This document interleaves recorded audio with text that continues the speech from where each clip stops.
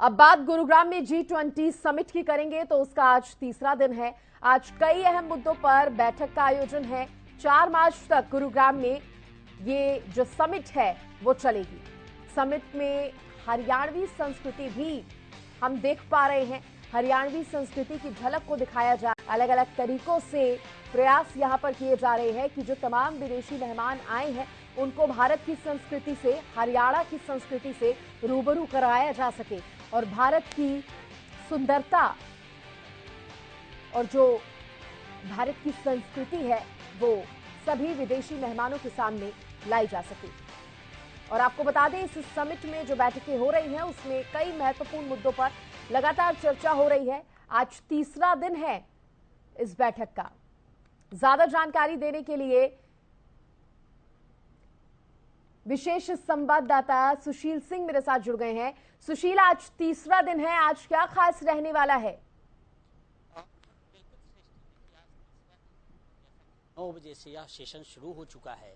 करीब 1 घंटा 45 मिनट का पहला सेशन है और इसमें भ्रष्टाचार के खिलाफ अंतर्राष्ट्रीय स्तर पर जो लड़ाई चल रही है और जिसको लेकर बैठक हो रही है उसी को लेकर वैचारिक मंथन होगा और 1 घंटे 45 मिनट का ये मंथन होगा। और उसके बाद भारत के जो ऑडिटर जनरल है वो अपना संबोधन रखेंगे और खासकर संबोधन के पीछे रीजन यह माना जाता है कि अमूमन करप्शन रोकने में जो ऑडिटर हैं वो कहीं ना कहीं खास भूमिका निभाते हैं और आर्थिक अपराध को रोकने में ऑडिटरों की जो भूमिका जिस तरह होती है तो उसको लेकर वो अपना संबोधन देंगे। उसके बाद गिरीश चंद्र मुर्मू हैं जो ऑडिटर जनरल हैं ये देंगे और साथ ही इटली के सुप्रीम कोर्ट के सुप्रीम ऑडिट कोर्ट के जुडिशियल सेक्शन के इंचार्ज हैं वो इस पे मैडो ओरेफिस ये भी अपना संबोधन देंगे। और इन दोनों संबोधनों के बाद यह लंच ब्रेक पे होगा और लंच ब्रेक के बाद पुनः एक बार क्वेश्चन सेशन शुरू होता है जिसमें तमाम क्वेश्चन शेयर किए जाते हैं, सवाल पूछे जाते हैं और उन सवालों के बाद लंच ब्रेक होगा और लंच ब्रेक के बाद मिनिस्ट्रियल बैठक होगी और फिर उसके बाद जो सवाल होंगे उस पे एक दूसरी कंट्रीज के साझा करेंगे। तो ये आज 2 सेशनों का बैठक है और 2 दिनों में 3-3 सेशन की बैठक हुई है। आज ये 7वां और 8वां सेशन की यह बैठक होनी है। तो जैसे कि तीसरे दिन की आज आपने जानकारी दी है सुशील, क्या कुछ खास रहने वाला है? अगर हम कल की बात करें यानी कि दूसरे दिन की बात करें तो उसके बारे में भी बताइए, क्या कुछ इस बैठक के बाद निकलकर सामने आया?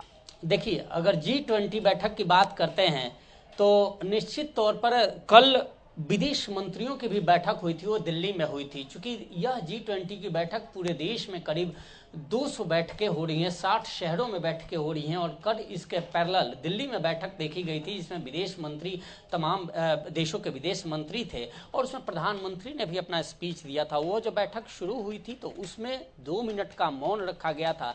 जो तुर्की में भूकंप आए थे और सीरिया में जो भूकंप में मारे गए लोग थे उनको लेकर मौन रखा गया था और उसके बाद प्रधानमंत्री ने भी अपना वक्तव्य रखा था, संबोधन रखा था। तमाम विदेश मंत्रियों के साथ बहुपक्षीय सहयोग को लेकर वार्ता की गई थी। गुरुग्राम का जिक्र करें तो इसमें देखा गया था कि किस तरह से जो एंटी करप्शन वर्किंग ग्रुप की बैठक है इसमें जो सीबीआई के चीफ थे उन्होंने अपना संबोधन दिया। जो सीबीआई के चीफ के बाद ईडी के जो चीफ थे उन्होंने भी अपना संबोधन दिया था। और खासकर जब करप्शन का जिक्र हो और सार्वजनिक क्षेत्र में करप्शन की बात हो, आर्थिक और राजनीतिक करप्शन की, भ्रष्टाचार की बात हो तो उसमें ऐसी एजेंसियों की भूमिका काफी महत्वपूर्ण होती है।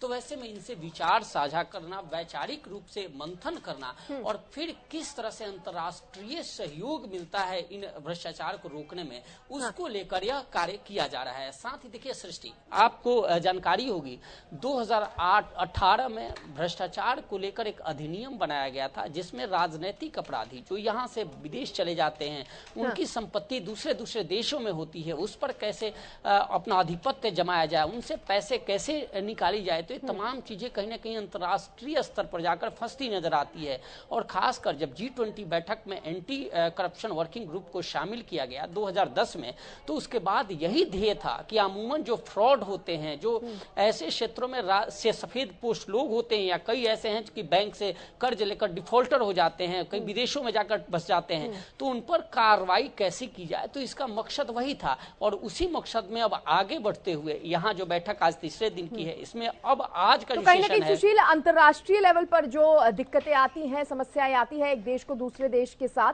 उसको भी सुलझाने में किस तरह से आसानी हो, इस पर भी चर्चा हुई और काफी फायदा इस तरह की बैठकों से मिलता है। बहुत शुक्रिया सुशील, खबर पर तमाम जानकारी देने के लिए।